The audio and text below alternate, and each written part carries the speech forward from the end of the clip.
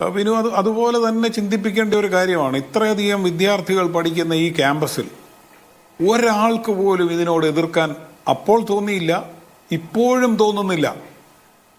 എനിക്ക് ഭയങ്കര അത്ഭുതം തോന്നുന്നു. എൻ്റെ മകളുടെ പ്രായത്തിലുള്ള കുട്ടികളാണ്, അവരും കേൾക്കുന്നുണ്ടാവുമെന്നാണ് ഞാൻ വിചാരിക്കുന്നത്. ഇങ്ങനെ പഠിക്കുന്നതിലും നല്ലത് ഇങ്ങനെ ശവങ്ങളായി ജീവിക്കുന്നതിലും നല്ലത് എന്തിനാണ് ഇങ്ങനെ ഒരു ക്യാമ്പസിൽ പോയി പഠിക്കുന്നത്?